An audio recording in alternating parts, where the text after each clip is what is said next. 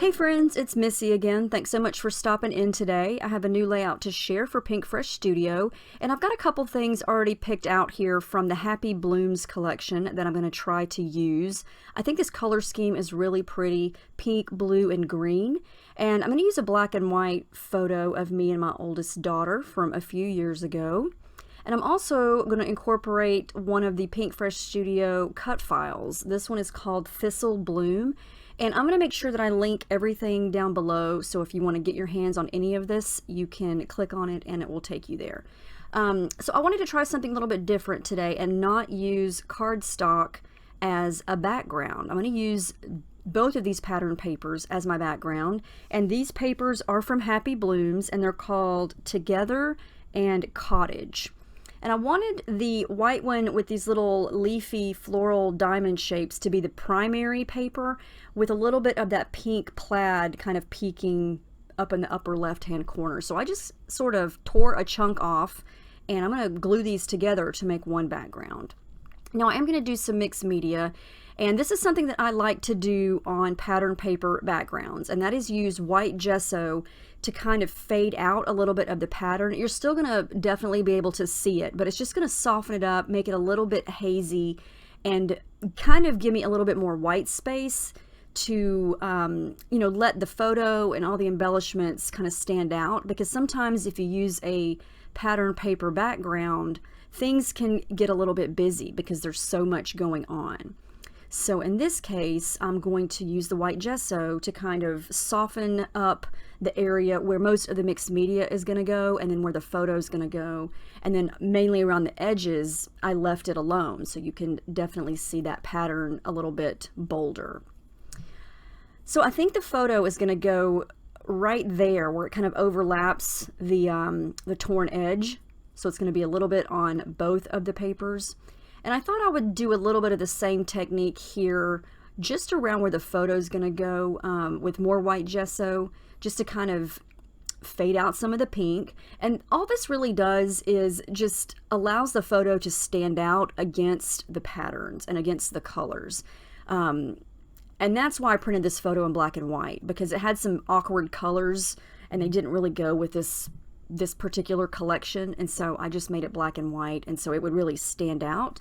And you can see there how the white gesso has faded out some of that background, and it's going to give me some white space and allow everything to kind of show, even though there's some pattern on the background.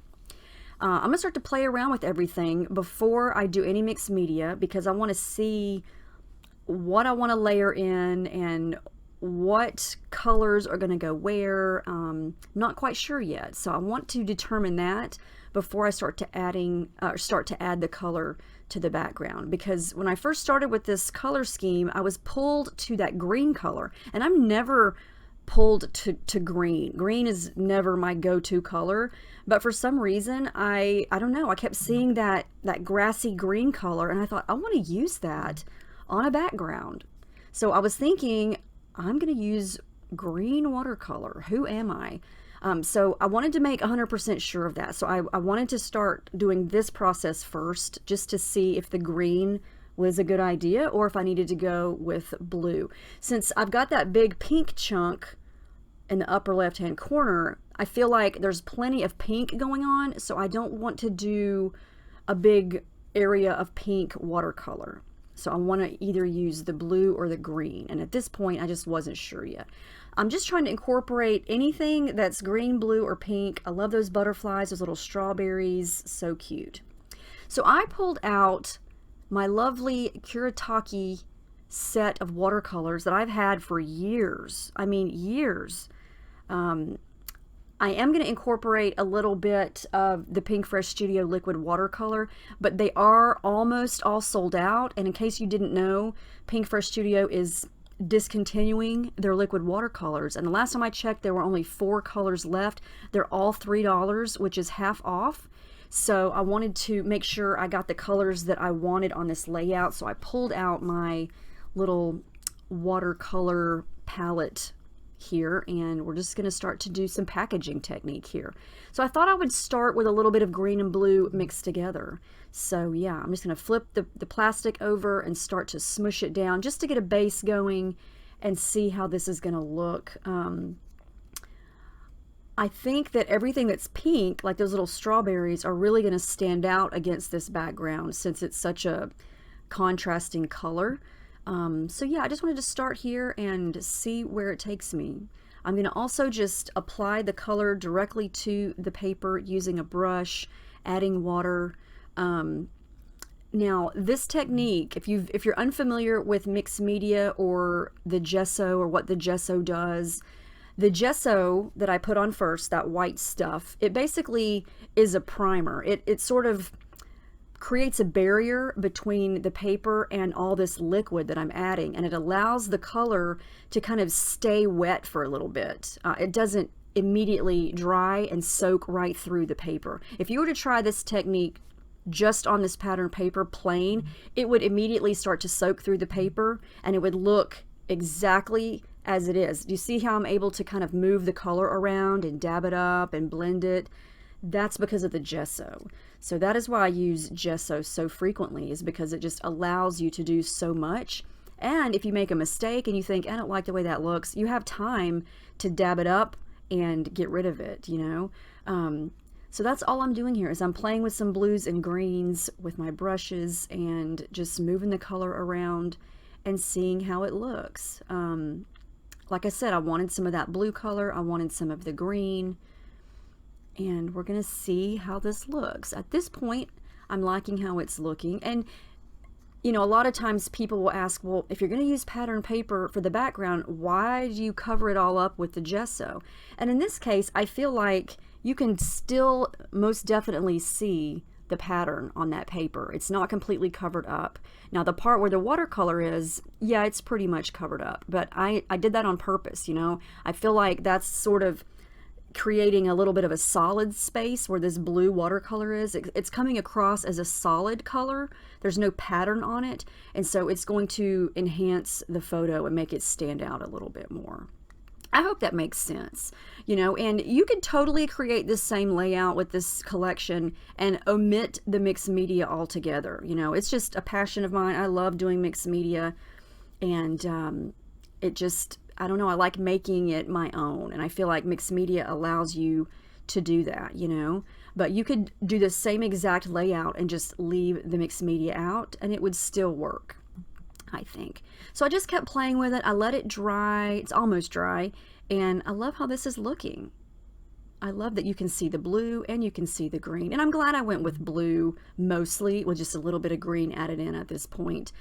This is just white acrylic paint, and I like to water it down slightly to make it a little bit thinner, and then I like to use a brush to just splatter it around. And again, this just adds a little bit of interest and lightness to the layout, and it's gonna add a little bit of hazy, faded, cloudy look to the pink pattern paper up top, because it's hard for me to leave papers as is. Like I said, I like doing mixed media and trying to jazz it up a little bit, and I think just by adding a little bit of white to papers like this, it just gives it a little bit of a weathered effect and just gives it a little something else. Plus, I just like getting my fingers dirty and making a mess, you know. It's all good. So I'm going to let that dry. I'm going to start to work on layering up some things behind the photo. At this point, I'm going to just use a little bit of white tissue paper. This is just plain gift wrap tissue paper. It's nothing expensive. And it just creates the start of a little bit of a layer behind the photo there. And then I'm going to use a couple of these envelopes that are from one of the die cut packs in this collection. And I wanted to have something pink, something blue, and something green. So that green piece is another die cut. I just tore it in half. And I just want the green edge kind of peeking out at the top there. And I'm using the Scotch tacky glue in my bottle there. I always get asked what kind of glue I'm using, and I love that glue. It's my favorite. And I've had that fine liner bottle for a few years now. That's why it's so dirty and so weathered looking, because my gessoed and painted up hands are always touching it. So yeah, that's why it looks like it does. Yeah, I'm going to keep using it until it croaks on me. I'm going to add a little bit of adhesive foam to the back of the photo there so I can raise it up off the page a little bit. And then kind of start to work on those die cuts again and see if I like how this is looking or if I want to add to the background and do some more. I've got some die cuts picked out there. I love those little strawberries. They're so cute. I hadn't even planned on using any of the fruits on this layout because there's some lemons, some pears, and some strawberries, but they just matched and I thought it was cute and it gave me an idea for a title. So I just thought, let's just play around with it and see if it's going to work. And you know, that's another thing that I've learned over time from scrapbooking is, you know, I have a habit, and I still do this though, when you know, you get a collection and you pull out all the die cuts or all the stickers and you start looking through them and you think, I'm never going to use that, I'm never going to use that, I'm never going to use that. And that's what I was saying about the strawberries. I thought I'm never going to use these strawberries, and look at, what do you know, I'm using the strawberries.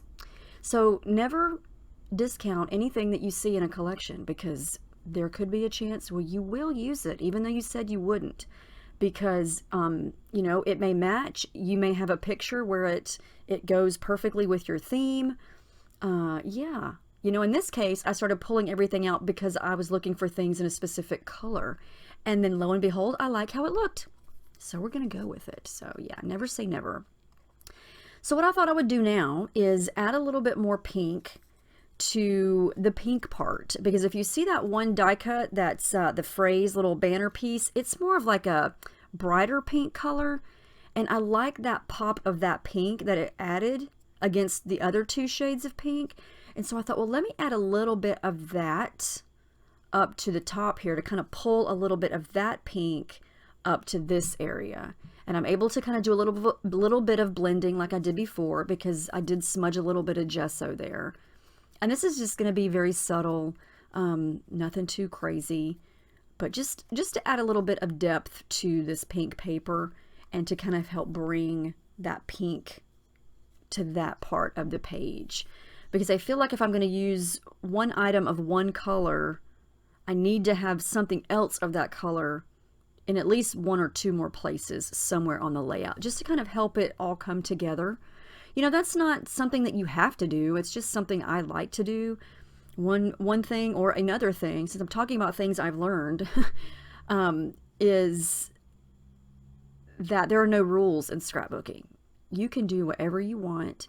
As long as you like it and you think it looks good, do it, you know? I tend to kind of come up with little rules for my own scrapbooking. Like, I like to scatter colors around the layout, or I like to situate my photos in a certain spot on the layout depending on where their faces are looking. You know, in this case, we're both looking straight forward, so I feel like the photo could pretty much go anywhere on this layout, but I always like to have, you know, the people in the photo looking in toward the page. But in this case, we're looking straight, so they can go anywhere. I got some puffy stickers here, some more die cuts, some stickers, all kinds of things from this collection. I'm going to start to work on some thread. I'm going to layer in a little bit of that blue color. And the thread is just something I have in my stash. I have lots of colors of thread, and it's just regular sewing thread. It's nothing fancy or expensive. And I just like the texture this gives the layout. It adds little pops of color. And yeah, it just kind of adds to the whole messy mixed media background effect, I think. And I just like to tuck it underneath things so you can see it kind of tumbling out from underneath layers and things. And then I'm going to use two of those little die cuts of the thistle bloom that I cut. And I just cut those on plain white cardstock, and I'm going to leave them white. And they're going to kind of come out between, or on top and below the photo there. And I'm just going to glue things down at this point. Not sure how I'm going to situate the butterflies. I do want to layer in some of these little phrase die cuts kind of on top of the bottom of the photo there. And then work in the strawberries somewhere. And that little phrase die cut that is that darker, brighter pink color. I'm going to add a little bit of foam behind the strawberries, since I'm going to layer those right there. And since the photo was popped up, I want to make sure that everything is the same level. So that's where the foam comes in handy. And then I play around with some of these other little bits. I'm not quite sure where they're going to go yet, so I took a break. And guess what? The background is still not done. I felt like there wasn't enough green, so that's what I'm going to do now. I'm going to come back in with that green color and just add it down so it's kind of cascading down from the blue section. And I'm glad I did this because I think it just enhances that green color, and it just goes so pretty with the blue. All of these colors are just so springy and bright, and I love that the green is sort of echoed all through that white background paper too. It's very small and subtle, but you can still pick it out of all those little designs. So I'm starting to think of a title, you know, and where it's going to go. So I think pretty much it's going to go underneath the photo there, kind of to the left of the strawberries where that leaf is poking out. I think the title is going to go there. And then I'm going to try to bring some more of these stickers that I don't know where to go or where to put those kind of underneath the title. So we're going to see how that plays out, but I'm going to go ahead and glue down the rest of these die cuts. I want to use this little sticker that says "Love This," and it's going to wind up moving a couple times, but right now it's going to go right there at the top of the photo. And then I don't know where to put those two other little stickers, but I do use the two butterflies. Try to use that little memories together piece. And then in the die cut pack, there are these two little words. One is home, and I thought about using that. The other one is life. So I think it's home life if you're going to use the two words together. I don't wind up using home though. I do wind up using life, and I'm going to mix and match it with some other things here though in just a minute. I'm getting ahead of myself. Making sure all this is glued down first because I know that that's where it's going to go. And I thought about using the scripty home word, but in that little die cut it says "at home together," so I didn't want to use home too many times.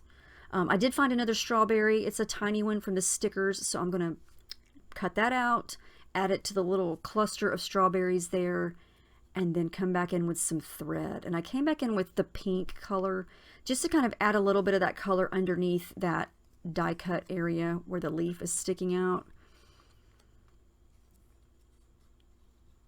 And I'm kind of creating a little nook for part of a title to go, because now I have where the thistle bloom cut file is kind of coming down, and then where the strawberries are. So I'm kind of didn't really mean to create that, it's just how it happened. Okay, so now for the title, I definitely wanted to use that life die cut, and I'm going to make the word sweet out of these green puffy alphas, but I'm going to change the color. You know, I know that the title Sweet Life is pretty common, but we're going to go with it because I have those strawberries and it was just, it made sense.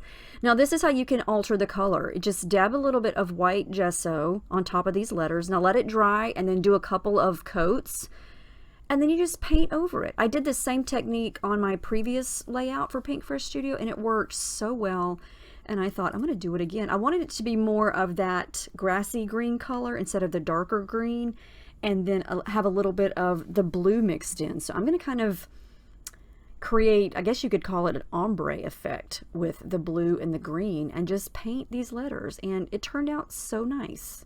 And it only took a couple minutes. And here you can see how it turned out when it dried. I think it turned out really nice. I've got kind of a faded look from going from the blue at the top down into the green, and I feel like it matches this background a lot better.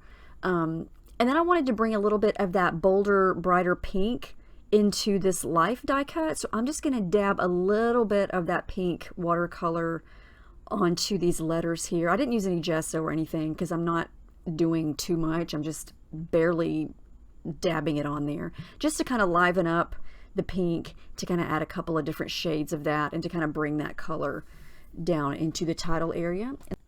And then I put the letters right where I wanted them to go, and they fit right there perfectly. I was so happy with that. And then I decided to bring in some pears. You know, I thought we have the strawberries, The pears are that green color that I'm looking for on this layout, and there were several little pears on the stickers, the die cuts. There was a little tiny one in one of the pattern papers, so I'm going to basically create a little pear cluster to have the life overlap it down there at the bottom. And I'm trying to decide if I want to put pears everywhere or create a cluster. I'm adding one right there into the strawberries, and then I'm going to add two down here where the title goes. I'm going to pop this up to add a little bit of dimension. And then I love how the life looks layered on top of it. And then this one that I layered on top of that is a sticker that I cut out, and it says, "You're so sweet," something like that. And then the stickers that I couldn't find a home for earlier, I'm going to make them work down here underneath the pears to bring some blue and some pink further down the layout. So this layout is becoming more vertical than I had originally planned, but you know what? That's part of the fun of making a layout is, you know, things change as you go and ideas develop and change, and you just kind of go with it. And so that's where it's gonna go. So yeah, I hadn't even planned on using any of the fruit, and here we go. Like I said before, I never thought I would use it, and now I'm using a lot of it. The title, this is the perfect spot for it to go right here behind, or not behind, on top of the green watercolor area. And I'm going to use my black fine tip Sharpie. Since the photo's black and white, I felt like using black ink for the journaling would work well. And then I'm going to start to glue down everything that isn't glued down at this point. And I'm liking how this is looking. I do add a bit of a layer of a little piece of something that has blue on it behind that sticker up at the top, just to add a little something there. Or I try to make it work. Yeah, there we go. No, we don't. Do I take it off? This layout took me probably 3 days to work on, so yeah, it seemed like it just took forever to finish. That's what I did. I tore a piece of the envelope and stuck it up there, so there was a little strip of blue. And then the final thing I'm going to do is add in, you know, my favorite little things to add bling and sparkle, and that is some of the Essentials jewels. I'm using green, blue, and pink, and I'm just going to scatter those here and there in various places around the layout. And then that is it. There's the final page. I love how this turned out. I really, really think it's a cute color scheme.